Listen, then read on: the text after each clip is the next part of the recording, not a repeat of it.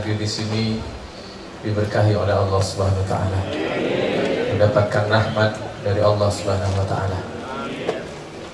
Bapak-bapak dan ibu-ibu semua, kita bersyukur kepada Allah pada pagi menjelang siang hari ini kita bisa bermajelis di tempat ini. Allah Subhanahu wa taala melalui Rasulullah menitipkan sebuah pesan tentang karakter orang yang di mata Allah memiliki kebaikan. Salah satunya adalah orang yang senantiasa hadir di majelis-majelis kebaikan. Allah berfirman, Rasulullah SAW bersabda, "Wa may yuridillahu bihi khairan yufaqihuhu fid din." Barang siapa yang Allah menghendaki hidupnya baik, maka Allah akan buat dia makin faham terhadap urusan agamanya, makin mengerti tentang tanggung jawabnya sebagai hamba Allah Subhanahu wa taala. Allah memberikan ukuran yang sangat jelas bahwa kalau hari-hari kita ini terkondisikan baik, tanda-tandanya adalah makin hari makin paham. Soal urusan sholat, kita silakan ukur 10 tahun lalu dengan yang sekarang, cara sholat kita makin baik atau tidak. Ibu-ibu silakan diukur antara zaman SMA dengan sekarang, ini makin anteng, makin matang atau tidak. Kalau kita makin baik, insya Allah berada dalam kebaikan Allah Subhanahu wa ta'ala. Termasuk hari ini, kalau Allah menghendaki baik bagi kita, insya Allah mentakdirkan saya untuk berbagi hikmah kajian agama pada siang hari ini, maka Allah akan buat faham, mudah-mudahan melalui lisan yang saya sampaikan ini. Sehingga kita semua hadir di sini, kita husnudzon bahwa Allah sedang menskenario atau sedang men-setting untuk menambah kebaikan bagi kita. Yakin Bapak Ibu? Yakin? Pertanyaan saya, apakah orang yang di sini sudah pasti sedang diinginkan baik oleh Allah?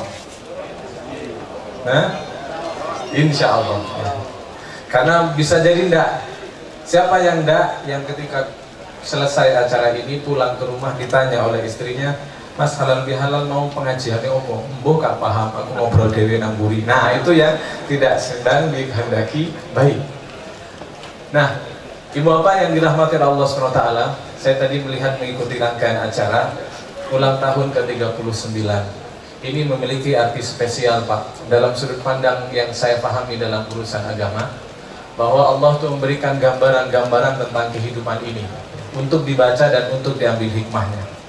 Angka 39 tahun ini, ada yang mengatakan ini pubertas yang kedua. Tapi saya lebih melihat bahwa angka 39 ini lebih dekat kepada angka 40 tahun. Dan angka 40, Pak, dalam agama kita, ini angka yang spesial. Ya. Angka 40 ini adalah sebuah momentum yang sering Allah jadikan pertanda terhadap sebuah perubahan dan bertambahnya sebuah amanah. Jadi kalau kita sekarang di usia 39 tahun, bismillah, tahun depan akan ada amanah besar yang akan diberikan kepada kita. Maka setuju seperti yang disampaikan oleh Bapak Komisaris tadi, Bapak pemegang saham, bahwa ini adalah momentum untuk mempersiapkan diri mendapatkan tantangan yang lebih besar, karunia-karunia besar. 40 tahun itu adalah tahun di mana Rasulullah diberikan amanah besar dari manusia biasa menjadi penanggung jawab melaksanakan amanah dari Allah untuk menyampaikan risalahnya menjadi Rasulullah. 40 tahun itu adalah periode momentum di mana Nabi Musa berdoa kepada Allah untuk mengalahkan Fir'aun, tidak dikabulkan doanya, sampai 40 tahun kemudian Allah kemudian mengabulkan doanya Nabi Musa. Fir'aun sebagai lambang kejahatan dijatuhkan, ditenggelamkan oleh Allah SWT. 40 juga menjadi penanda di mana perubahan-perubahan seorang yang Allah karuniakan kehidupan di dalam rahim ibundanya. 40 hari dia dalam bentuk benih, 40 hari kemudian dia dalam bentuk segumpal darah, 40 hari kemudian dalam bentuk segumpal daging. Maka kita husnudzon saja kepada Allah, meskipun tidak ada dalil jelasnya, Pak. Husnudzon, mudah-mudahan 40 tahun usia 39 mendekati 40 tahun ini Allah menambahkan kebaikan untuk kita semua, ada perubahan yang lebih baik untuk kita. Dan saya melihat tanda-tanda itu ada di Petrokimia Kayaku. saya tidak ngecap. Saya pernah juga ngisi kajian di sebelah waktu sore hari, kurang lebih 3-4 bulan yang lalu, ngisi kajian bulanan karyawan. Saya sempat mampir sholat asar dan saya melihat masjidnya penuh oleh jamaah sholat asar di sana. Saya tanya kepada karyawan, Pak, apakah ini setiap hari terjadi? Iya, pimpinan kami Pak mempersilahkan, bahkan sangat menganjurkan untuk sholat berjamaah tepat waktu di masjid. Subhanallah, mudah-mudahan ini menjadi pertanda Allah sedang menghendaki kebaikan kepada perusahaan kita ini. Tanda-tanda yang kedua saya lihat tadi Pak, slogan yang terbaru tadi yang disampaikan oleh Bapak Direktur Keuangan tadi, sederhana, tapi disitulah letak kematangan perusahaan kita ini. Petrokimia Kayaku, jawabnya apa Pak? Pasti bisa, insya Allah. Saya tidak peduli yang nomor 1 pasti bisanya, saya hanya menggarisbawahi insya Allah. Ini tidak main-main Pak. Saya kalau ngisi pengajian satu pembahasan khusus tema tentang insya Allah. Karena ada banyak orang yang gagal menganggap sepele kata-kata ini, tapi justru disitulah pintu di mana Allah memiliki alasan untuk menggagalkan dia. Allah memiliki alasan untuk menjatuhkan orang tersebut karena lupa mengucapkan insya Allah. Dalam surah Al-Kahfi, jangankan model-model kita Pak, Rasulullah SAW juga diberikan pelajaran berharga oleh Allah tentang bagaimana ketika Rasul lupa mengatakan insya Allah. Wala taqulanna li syai'in inni fa'ilun dzalika ghadan. Muhammad, jangan pernah sekali-kali kamu mengatakan besok saya pasti akan menyelesaikan urusan ini, illa ayyasha Allah, kecuali engkau berkata insya Allah. Kisah ini, ayat ini turun adalah tentang ketika Rasulullah di Makkah. Bapak-bapak sekalian, orang kafir Quraisy mulai ragu, Muhammad ini benar apa tidak? Muhammad SAW ini benar tidak risalahnya?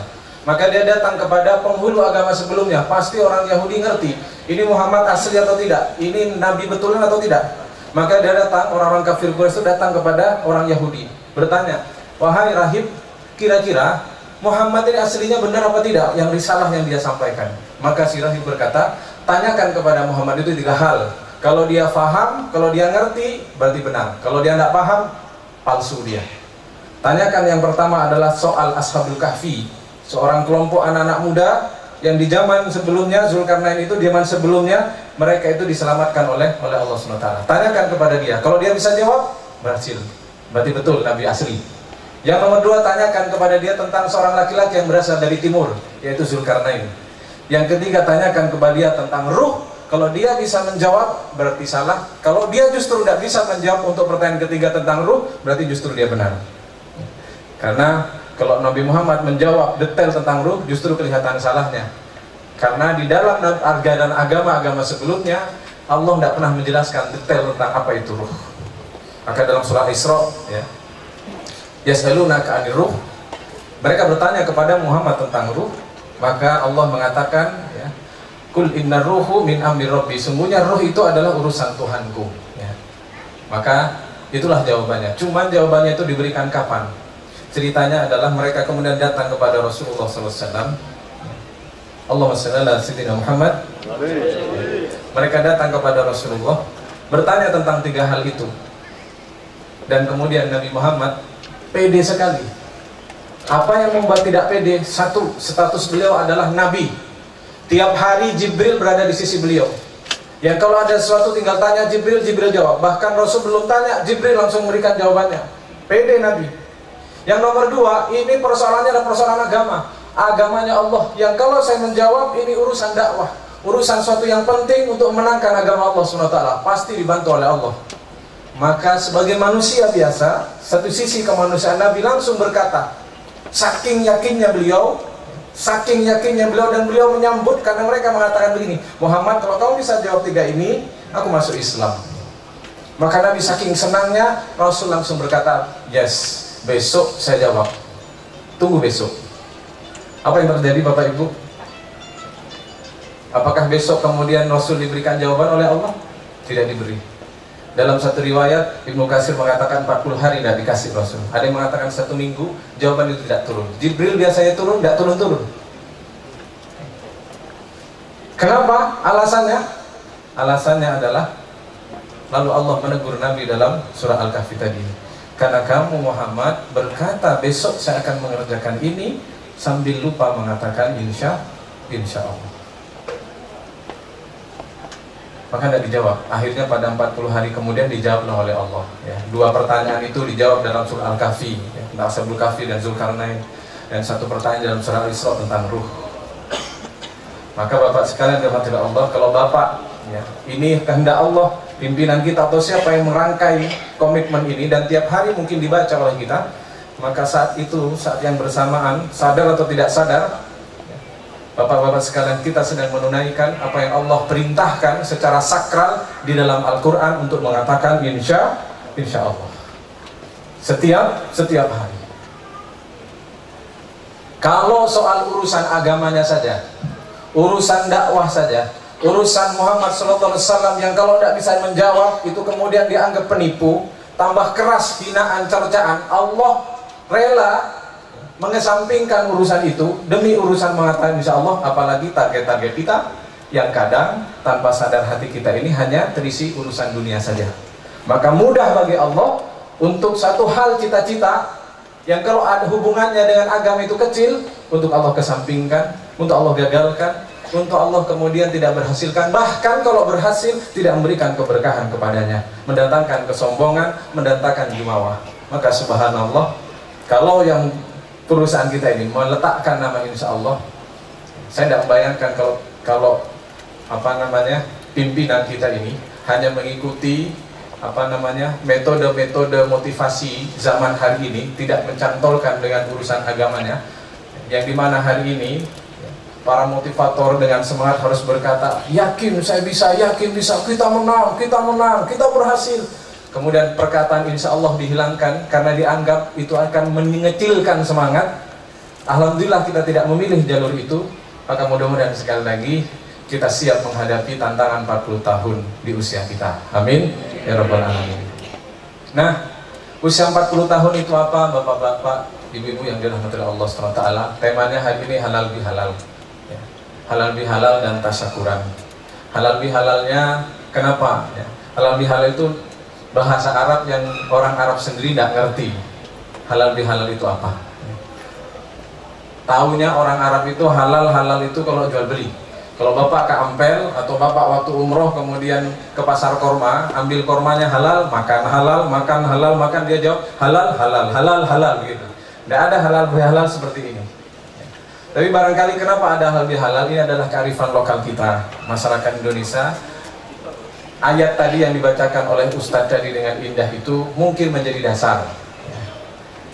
Tanda-tanda orang yang bertakwa, karena habis Ramadan targetnya takwa, tanda-tanda bertakwa disampaikan dalam surah Ali Imran 132 tadi, yaitu yunfikuna fis sarra wad dharra. Ditandai oleh apa? Kata ulama kita, ditandai dengan zakat fitrah. Zakat fitrah itu adalah zakat infak yang sarra wad dharra. Mau susah, mau lapang, mau kaya, mau miskin harus mengeluarkan.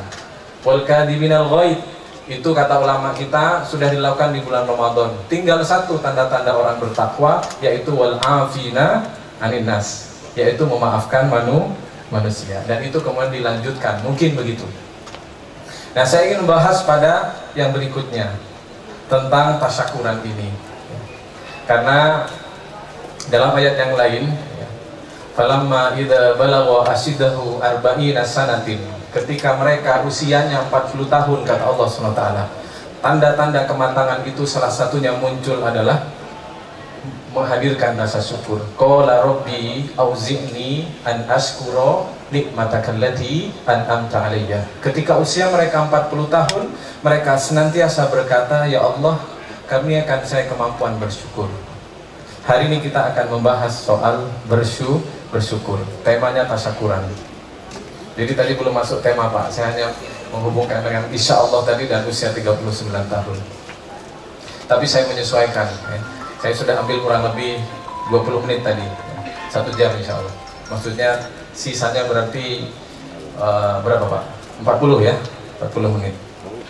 Sebelum saya masuk ke pembahasan bersyukur, biar kita merasakan syukur yang seperti apa, saya ingin menjelaskan begini Bapak Ibu. Allah SWT itu Maha Kuasa. Allah dalam menentukan keputusan tidak pernah diintervensi oleh siapapun, dan tidak ada yang sanggup mengintervensi Allah SWT dalam menentukan takdirnya. Setuju? Bahkan saat Allah menciptakan dunia ini, Allah tidak pernah minta saran kepada kita. Le, sampean minta dunia yang model apa? Tidak pernah. Ada yang dimintai saran oleh Allah? Tidak ada. Allah menciptakan dunia, menciptakan kita tanpa intervensi permintaan dari kita. Qulillahumma malikal mulk tu'til mulka man tasya' wa tanzi'ul mulka mimman tasya' wa tu'izzu man tasya' wa tudillu man tasya' biyadikal khair. Katakan, ya Allah, Engkau yang memiliki kerajaan, semua kerajaan Engkau yang memiliki. Engkau berikan kerajaan siapa yang Engkau kehendaki, Engkau cabut siapa yang Engkau kehendaki, Engkau muliakan siapa yang Engkau kehendaki, Engkau jatuhkan, hinakan siapapun yang Engkau kehendaki. Semua berada di tangan-Mu. Tidak ada yang sanggup kemudian menghalangi kalau Allah sedang berkehendak. Sepakat? Kita dihadirkan di dunia ini atas kehendak Allah. Kita tidak punya rencana. Saya masuk lewat sini, Pak. Lalu dunia ini Allah ciptakan dengan karakter dan tabiat. Dan siapapun yang masuk ke dalam dunia, mau tidak mau harus berhadapan dengan tabiat dunia ini. Yang kalau kita tidak paham dengan tabiat keduniaan ini, kita bisa tertipu dan bisa tersesat. Kalau kita tidak mengerti tabiat bagaimana dunia ini diciptakan oleh Allah, kita bisa tertipu, kita tersesat. Wa mal hayatud dunya illa mata al-ghurur. Apa saja karakter dunia ini, Bapak Ibu sekalian? Ini yang saya ingin mengajak kita, saya sendiri merenung dan kita semua, supaya kita, oh ternyata dunia itu seperti ini. Setidaknya saya merangkum di antara sekian tabiat dunia ini, ada 4 hal karakter dunia yang mau tidak mau ketika kita hidup di sini kita harus menghadapi itu. Siap saya lanjutkan, Pak? Ya, siap. Ada 4 karakter dunia. Siapapun yang hidup akan kena karakter ini. Yang pertama, dari asal katanya saja, dunia berasal dari kata dana, da, nun, ya, kemudian alif, alif layinah. Dana, dana itu artinya pendek. Karakter tabiat dunia ini, kenikmatannya adalah pendek atau sementara. Siapapun yang masuk ke dunia, lalu kemudian mencoba mencari-cari nikmatnya, mengupayakan nikmatnya, harus menerima bahwa dia tidak lama dan hanya sementara. Setuju? Makan sesuatu yang enak, habis ini kita akan makan. Nikmatnya tidak lama, hanya sampai tenggorokan kerasanya. Setelah itu mau makan nasi, mau makan daging, mau makan teri, semua sama. Bedanya hanya sampai tenggorokan. Tidak kemudian, tidak mungkin Bapak makan daging yang enak, menu yang enak, kemudian kerasanya sampai perut enak, terus tidak mungkin. Hanya sampai tenggorokan. Kalau kemudian kita mempunyai makanan yang enak misalkan, itu enak kalau sedikit-sedikit. Kalau dinikmati terus jadi tidak enak. Misalkan di sini suka rawon. Kalau rawon dimakan seminggu sekali, enak, betul Bu?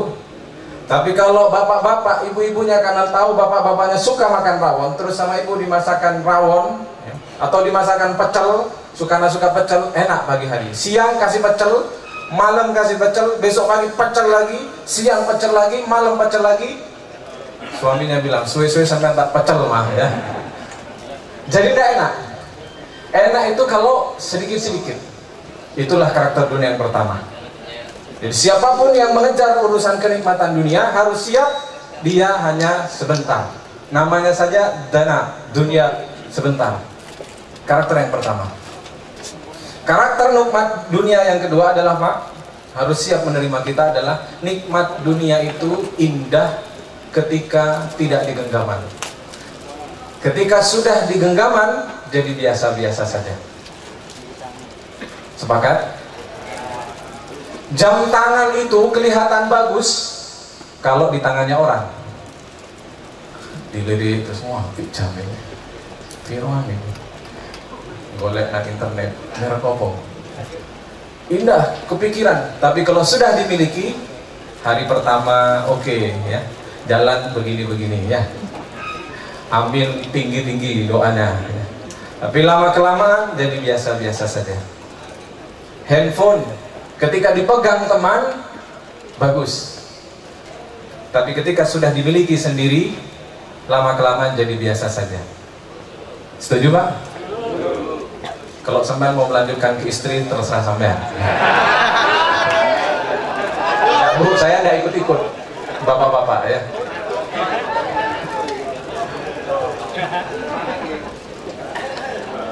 Tapi benar. Maka ada istilah rumput tetangga lebih hijau daripada rumput sendiri. Gitu. Di mana-mana terus begitu, Ibu. Baju majelis taklim dipakai teman ibu, kok mencing ya bajunya ya, kainnya bagus. Kalau dilihat bagus, tapi ketika sudah berhasil dibeli, nabung susah-susah, kenikmatan itu hilang. Bahagia senangnya hilang. Sebulan, 2 bulan jadi hilang dan pengen lagi. Maka yang kedua, siapapun kita ketika masuk ke dunia dan hanya memfokuskan untuk mencari nikmatnya saja, bersiap-siap kecewa karena nikmatnya ketika dimiliki orang lain. Nomor 2, nikmat dunia yang nomor 3, karakter atau tabiat dunia yang nomor 3 adalah tidak pernah kenyang, tidak pernah mengenyangkan. Dunia itu seperti minum air laut, makin diminum makin haus. Ada seorang karyawan petrokimia kayak aku bilang begini, pokoknya targetku tahun ini sepeda motor Astrea ini 95 ini harus ganti motor baru, minimal Supra. Berhasil beli, apakah dia kemudian cukup? Udah, dia ingin cari lagi. Dia ngomong lagi, sing penting anakku sudah kuliahnya kelar, rumah sudah punya beli rumah, ndak tingkat, ndak apa-apa. Akhirnya dia nyicil dulu, akhirnya berhasil beli rumah, anaknya disekolahkan semua beres. Apakah selesai? Belum. Dia nanti gambar yang lain lagi, rumahku kurang besar. Yang penting punya simpenan tanah di sini, beli tanah kafling buat nanti suatu saat dijual. Berhasil beli, apakah cukup? Belum. Punya tabungan, ingin nambah lagi. Tabiat dunia tidak pernah mengenyangkan. Sepakat? Kalau tidak sepakat dicoret Pak. Nomor 4. Nomor 3 ya. Sekarang nomor 4.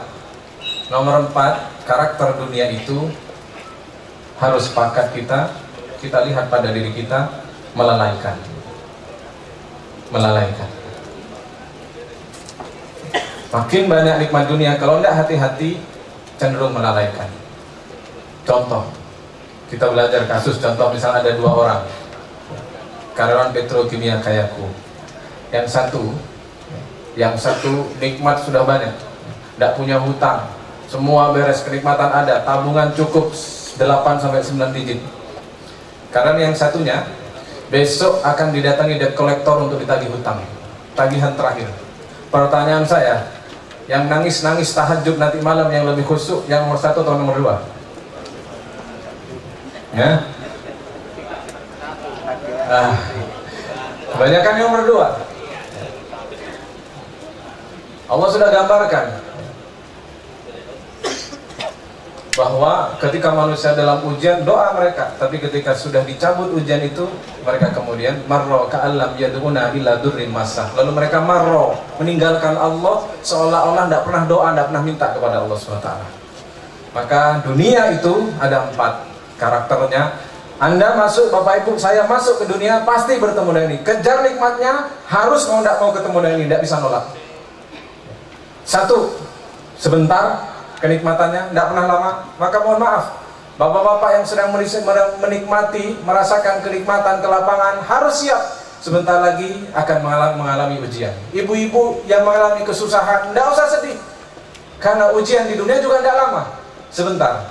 Nikmat yang panjang lama itu adalah di surga, ujian yang berat itu dan selama-lama itu di neraka. Selama di dunia naik turun, berubah-ubah saja. 1. Yang nomor 2, nikmat itu di dunia itu indah ketika dimiliki orang lain. Yang nomor 3 adalah nikmat dunia itu tidak pernah mengenyangkan. Yang nomor 3 adalah melalaikan. Maka Bapak Ibu sekalian, kalau kita ingin menjawab persoalan atau tabiat dunia ini, jangan pernah berpikir menjawabnya dengan dunia juga. Saya ingin uang, dijawab dengan tambah uang. Saya ingin rumah, hasilkan rumah. Saya ingin harta banyak, hasilkan harta banyak. Tidak cukup dijawab dengan itu. Karena sama dengan Bapak minum air laut, lalu haus, kemudian Bapak Ibu jawab dengan minum air laut lagi. Apa yang terjadi? Tambah haus. Tidak selesai. Dunia tidak bisa dijawab dengan dunia. Dunia hanya bisa dijawab dengan apa yang Allah perintahkan, yaitu salah satunya adalah bersyukur. Allah berfirman dalam surah 24 ayat 7 surah Ibrahim, la in syakartum wa itta'adzana rabbukum la in syakartum la azidannakum. Ini ayat yang sering kita hafal, karena ustadznya tidak hafal ayat lain kecuali ini, Pak. Saya ingin kita mendiskusikan sedikit tentang frasa kalimat ini, karena sering kita ucapkan dan sampai kita hafal. Saya tulis, Pak, ya. Bisa disuting, Pak.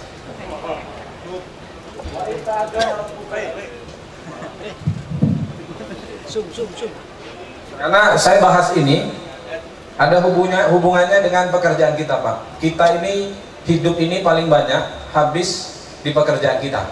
Di rumah pun itu terbagi dua, antara tidur dengan bercengkrama dengan keluarga kita. Dalam ayat tersebut surah Ibrahim itu Allah berfirman, saya langsung saja dengan kalimat la in syakartum, ya. Saya nulis begini supaya Bapak tahu bahwa saya bisa nulis bahasa Arab, ya. La in syakartum la azidannakum, ya. Nah, Bapak sekalian, kalau kamu bersyukur kata Allah, niscaya kami tambah nikmatku kepadamu. Itu terjemahan Depak, ya. Tapi bahasa Arab itu tidak bisa hanya lewat terjemahan Depak, harus tidak bisa dirasakan. Nah, maka kita lihat kalimat aslinya. Di depan ini Allah memasang kata la. La itu dalam bahasa Arab, la yang di sini namanya lam taukid. Lam taukid itu adalah sungguh, begitu artinya, ya. La uqsimu bihadzal balad, berarti bukan hanya saya bersumpah, tapi artinya sungguh saya bersumpah. La in syakartum, sungguh jika kamu bersyukur, la azidannakum. Nah, di sini juga ada namanya nun, ditasdid di sini namanya nun taukid. Sebenarnya asli katanya adalah zada yazidu azidun, ya. Kalau biasa-biasa saja ayatnya bunyinya begini, la in syakartum la azidakum, tidak pakai nun taukid. Nun taukidnya artinya sungguh, gitu, Pak, ya. Temen sak temen nih. Di Depok nggak ada itu, Pak. Semen terjemah teman nggak ada, Pak, ya. Tapi mari kita renungkan, kenapa Allah memasang nun taukid di sini? Ya, wazannya af'alanna. Sungguh saya benar-benar akan menambah. Kalau ada orang mengatakan begini, Pak, Mas, sungguh lo ya, itu kenapa, Pak? Kenapa? Kalau ada orang kalau menyampaikan pesan terus sambil menyampaikan sungguh temen lo ya, itu maksudnya apa? Kenapa? Yakin, meyakinkan. Kenapa diyakinkan? Satu, kenapa diyakinkan? Potensi pertama adalah karena pesan itu berpotensi diragukan. Betul? Kalau ibu anaknya sakit terus berangkat sekolah, terus sama ibu pesan, Mas, sungguh lo ya, ingat lo ya, temen lo ya, jangan makan es. Jadi keluar lagi, temen lo ya, jangan makan es. Itu kenapa ibu menyampaikan begitu? Karena potensi dilanggar. Maka bersyukur ini juga potensi dilanggar. Pelakunya sebagiannya ada di sini. Maka Allah katakan sungguh temen tak tambahi. Kalau kamu bersyukur, teman tak tambahi. Kenapa Allah sampai begitu? Rob kita yang menciptakan kita sampai mengatakan begitu? Karena pertama, potensi tidak diyakini, potensi dilanggar. Yang nomor dua, karena ini suatu yang penting. Pak, saya baca di Al-Quran, target setan pertama kali untuk menjatuhkan kita, tidak dibuat kita sombong, zina, mencuri, itu level 2, Pak. Level pertama target manusia adalah menghilangkan rasa syukur dari hati kita. Tsumma la'atiyannahum min bayni aydihim wa min khalfihim wa an aymanihim wa an shama'ilihim wa la tajidu aktsaruhum syakirin. Ya Allah, aku akan datangi manusia itu dari depan, dari belakang, kanan, kiri, sampai target saya berhasil, yaitu membuat mereka tidak bersyukur kepada Engkau. Ketika rasa syukur itu tercabut dari hati, gampang bagi setan, wes alah bojomu koyo ngono, golek liyane maneh. Gampang setan memasukkan kayak begitu, Pak. Ketika syukur itu sudah dihilangkan. Bisa di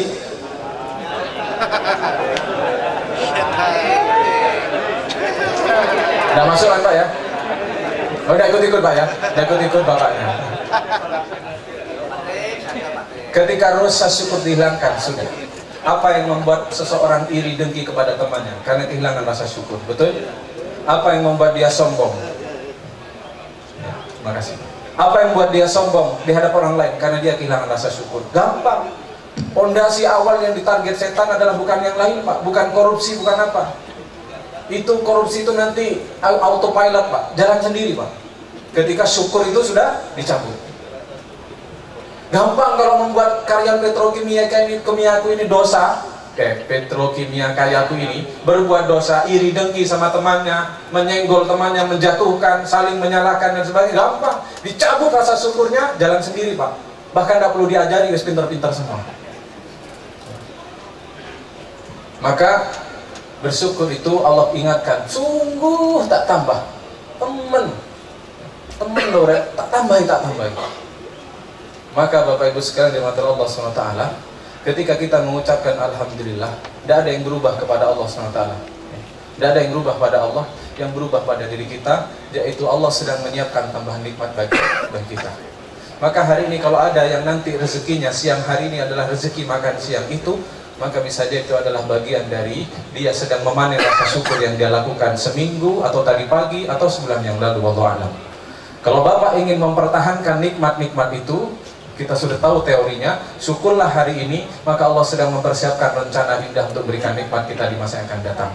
Kalau Bapak ingin hidup masa depannya rusak, ditinggalkan oleh Allah, jauh dari pertolongan Allah, gampang caranya, silakan banyak mengeluh hari ini, Allah sedang mempersiapkan kesukaran nanti di masa yang akan datang.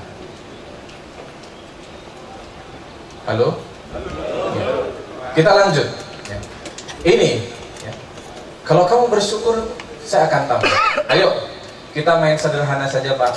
Ya. Syukur paling sederhana adalah Alhamdulillah. Saya ingin semua mengucapkan Alhamdulillah dalam hitungan ketiga. 1, 2, 3. Alhamdulillah. Alhamdulillah. Ada yang Alhamdulillah, ada yang Alhamdulillah, ada masalah, Pak, ya, macam-macam ya. Nah, percaya atau tidak, sadar atau tidak sadar, Bapak mengucapkan Alhamdulillah hari ini, apalagi Bapak sudah membiasakan zikir Alhamdulillah tiap saat, Allah sedang mempersiapkan. Bukan Dulheri yang ngomong, Pak, nih Pak, Ibrahim ayat 7, Pak, Allah sungguh akan tambah. Baik, pertanyaan selanjutnya adalah, Pak, saya ini sudah bersyukur, Pak, tapi kenapa hidup saya ini susah, Pak? Kenapa pertolongan tidak datang-datang? Pertanyaannya, kita tidak bisa mendebat janji Allah ini. Karena Allah yang membuat nikmatnya, Allah yang membuat dunianya, Allah yang awal, Allah yang akhir, Allah memberi kepada siapa tidak bisa dihalangi, maka bukan ayat ini yang salah. Yang keliru bisa jadi adalah kita evaluasi adalah cara kita bersyukur kepada Allah Subhanahu wa Ta'ala. Terakhir ini, saya ingin menyampaikan yang saya baca di Al-Quran, dengan kebodohan saya, dengan kefakiran saya, setidaknya saya menemukan 3 konsep bersyukur dalam Al-Quran yang harus kita jalankan. Kalau hanya satu saja, ini dorongan nikmatnya tidak besar. Syukur dalam Al-Quran, Allah mensyaratkan 3 hal. Pertama, ditulis, Pak, ada syutingan. Pertama, surah ke-27 ayat 40, perkataan atau kisahnya Nabi Sulaiman. Falamma ra'a mustaqirron indahu qala hadza min fadli rabbi.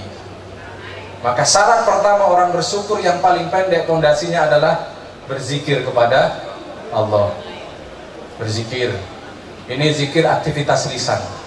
Zikirnya 2. Saat sendirian kita berzikir, Allah mengajarkan subhanallah wa bihamdi atau alhamdulillah, alhamdulillah, alhamdulillah. Ketika temu dengan orang, zikirnya adalah ketika orang memberikan apresiasi atau mendapatkan nikmat, maka orang itu syaratnya adalah harus menyerahkan bahwa itu bukan ke atas kemampuan dirinya, semata-mata adalah pemberian dari Allah. Hadza min fadli rabbi, ini dari Tuhanku. Maka ketika ada seorang pimpinan dipuji oleh bawahannya atau dipuji oleh temannya, hebat Pak, ketika dipimpin jenengan dulu susah mengompakkan tim itu susah, sejak Bapak kompak semua. Kalau dia bersyukur, maka dia akan berkata mirip dengan yang dikatakan oleh Nabi Sulaiman, ini semua dari Allah SWT. Saya tidak bisa megang hati teman-teman, yang megang hati teman-teman adalah Allah, dan Allah semata yang memberikan kepada kita. Jadi nanti bisa diukur, ahli syukur Allah atau ahli kufur, itu bisa dilihat dari cara ngomongnya Bapak Ibu. Ya. Kalau ada teman kita, alhamdulillah ini berkat tim saya, alhamdulillah ini semua dari Allah, itu berarti dia ada tanda-tanda bersyukur kepada Allah. Tapi kalau yang muncul yang nomor 2, begini misalkan, di sini tidak ada, ngomongnya begini, kalau tidak ada saya, tidak bisa ini. Dulu zaman sebelum saya, saya kerja keras, saya tata semua, saya atur semua, sukses. Nah, kalau lupa bersyukur kepada Allah, hati-hati. Ucapan seperti itu tidak mirip Nabi Sulaiman, justru mirip orang satunya Pak. Di Al-Quran itu ada 2 orang kaya Pak. Satu orang kaya bernama Sulaiman, yang 2 orang kaya namanya siapa Pak? Nah, siapa Pak? Qorun. Apa yang dikatakan oleh Qorun? Surah Al-Qasas ayat 78. Qala innama, ketika Allah berikan nikmat, Allah berikan kekuasaan, Allah berikan kekuatan kepadanya, orang itu berkata, innama utituhu ala ilmin indi, sungguh saya memperoleh ini semua karena saya. Jadi kalau ada orang, kalau ingin tahu ahli syukur atau tidak, sebenarnya jangan ngecek orang Pak, tambah iri, tambah nanti sampai malah suudon ya, oh ibu gak bersyukur, bukan begitu ya. Ini untuk cek kepada diri kita sendiri. Kalau kita ini sering ngomong, kalau bukan saya, ini karena saya, ini prestasi saya, hati-hati, mirip Qorun. Level pertama adalah bersyukur. Kalau Qorun, contoh orang cinta dunia, ya Pak ya, Qorun adalah contoh orang kaya yang cinta dunia. Di ayat berikutnya Allah menggambarkan bahwa pecinta dunia itu tidak harus kaya. Belum tentu seorang pimpinan yang kemudian sudah pasti sunatullahnya, pendapatannya lebih besar, lalu kemudian memiliki fasilitas lebih baik, kemudian lebih cinta dunia daripada bawahannya. Dalam ayat selanjutnya Allah menjelaskan tentang gambaran orang-orang sing soro ini Pak, duit gak duit, hidup gak kecukupan, tapi Allah menyebut orang ini cinta dunia.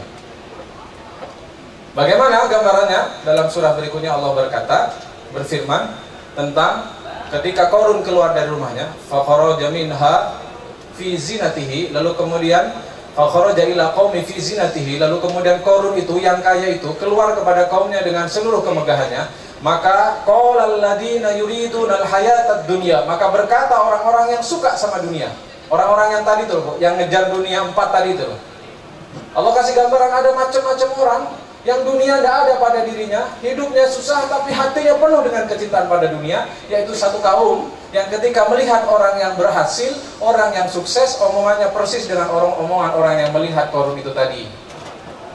Qala ya wailata ya laitana, wahai aduhai, susahnya saya, betapa bahagianya saya seandainya saya bisa seperti Qorun. Innahu ladu haddin adim, sesungguhnya Qorun itu mendapatkan nikmat yang besar. Jadi ada orang model-model tidak punya apa-apa, kemudian mikir terus, enak yo jadi wong itu, enak yo punya seperti itu, enak yo jadi pimpinan, enak yo jadi begini, mikir terus. Ini Pak kelihatannya zuhud Pak, tapi sebenarnya adalah pecinta dunia. Maka urusan cinta dunia itu bukan seberapa banyak yang dimiliki, tapi seberapa banyak isi yang ada dalam hati soal urusan dunia. Jadi cinta dunia kena kepada siapa saja. Maka resep pertama Bapak Ibu sekalian tentang bersyukur yang tepat, supaya kita bisa menjawab kesusahan dunia itu adalah satu, berzikir.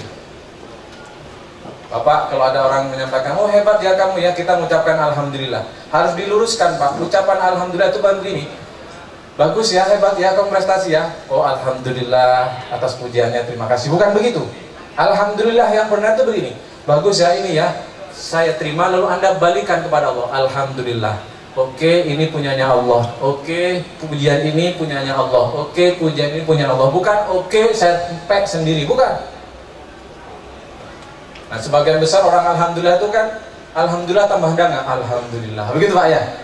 Nah, alhamdulillah itu ambil, kasihkan kepada Allah. Karena bukan kemampuan kita. Itu nomor satu.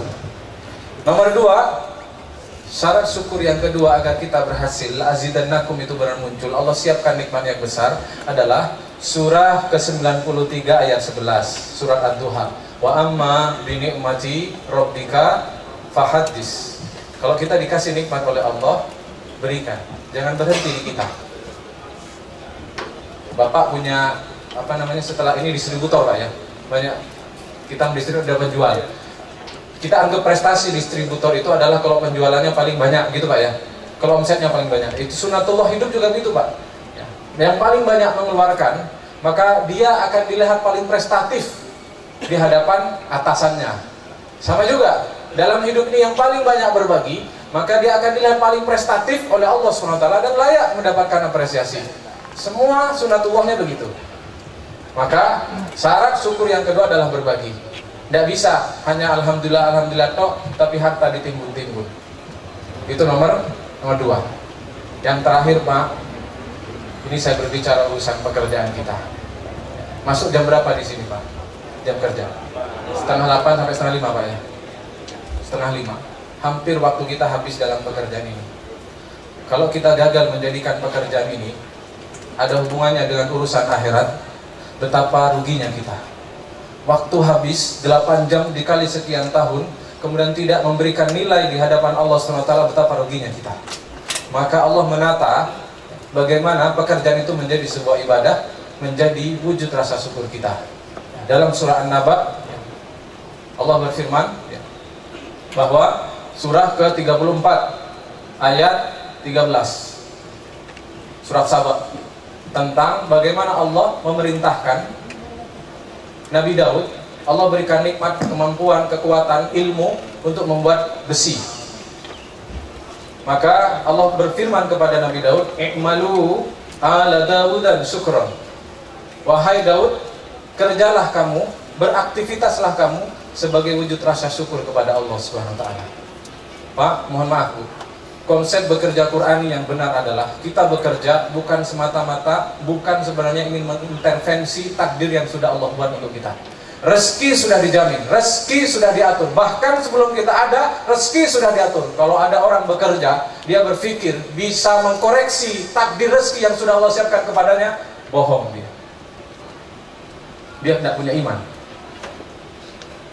Allah sudah ajarkan konsep bekerja yang benar adalah untuk syukur. Karena bersyukurlah itu nanti kemudian Allah siapkan tambahan nikmat untuk kita.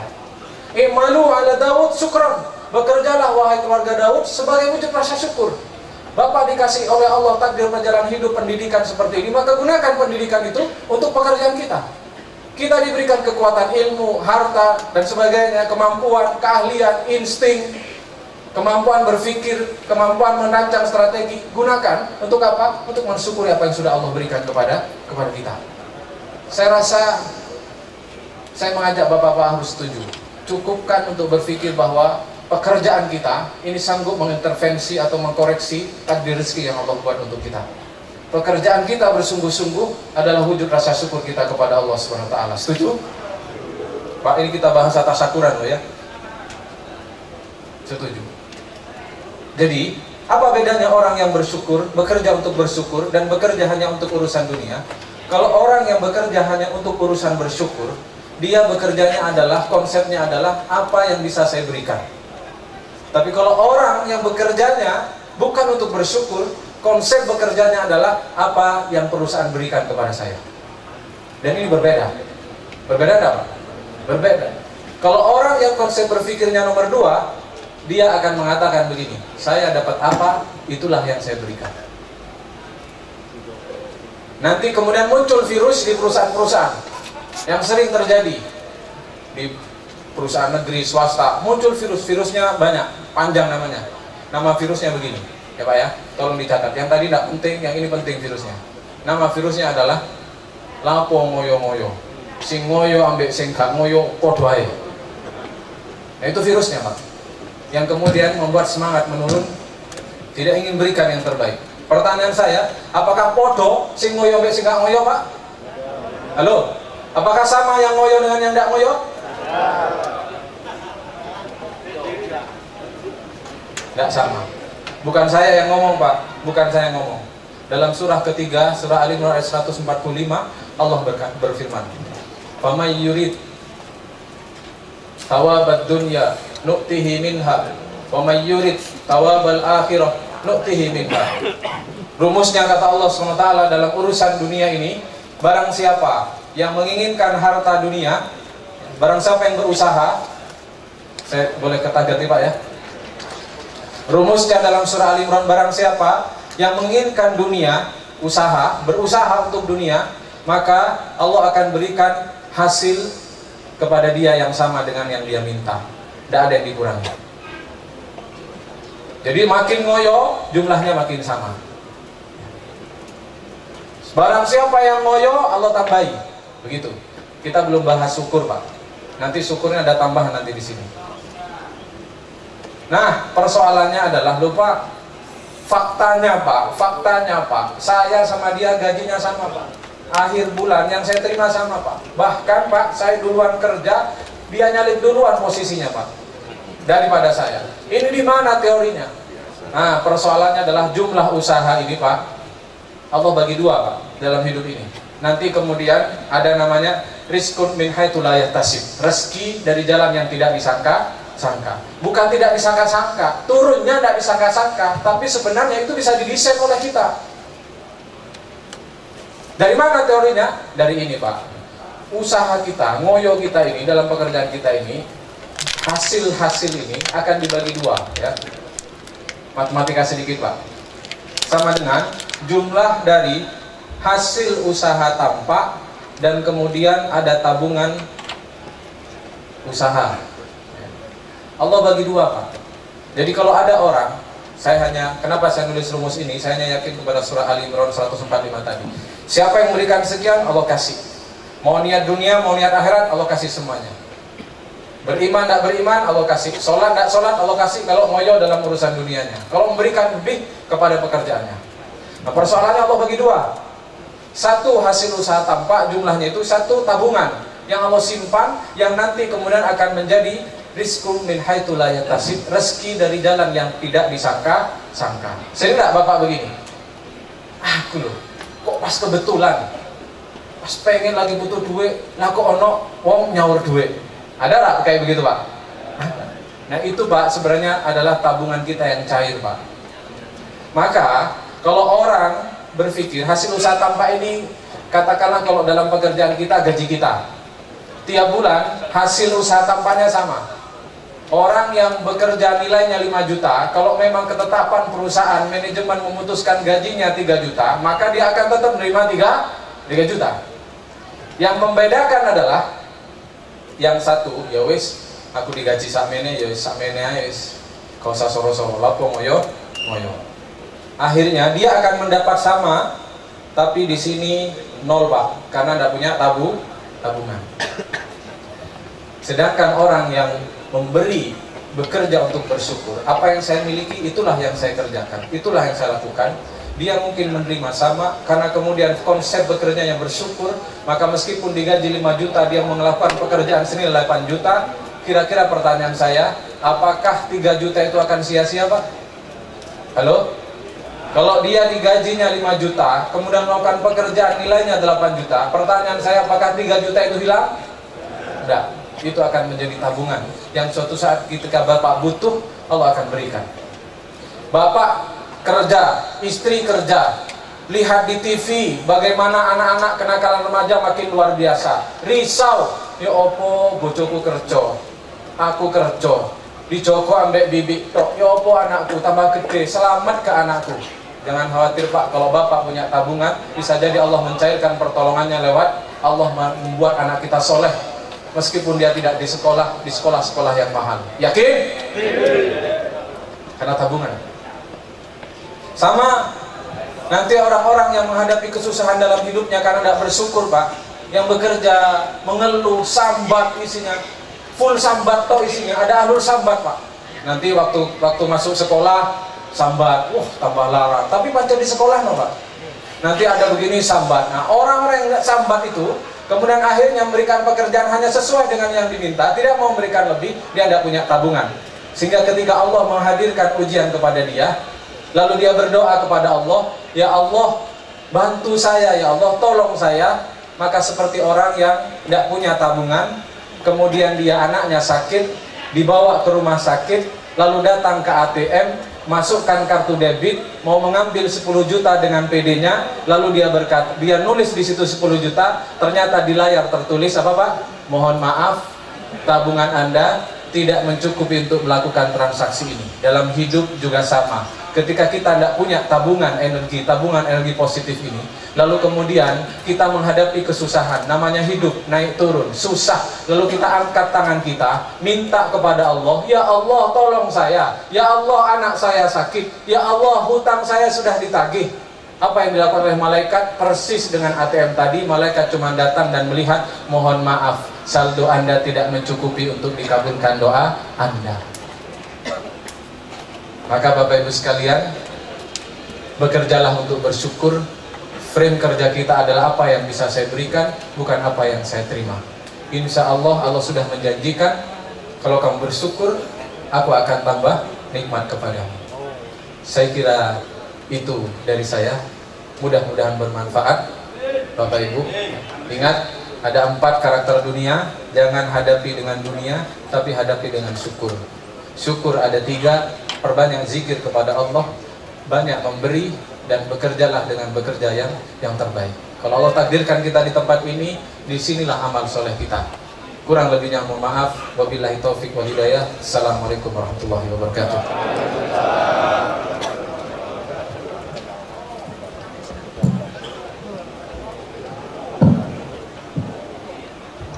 Kami mohon kepada Bapak Ustadz Bambang Herianto untuk memimpin doa.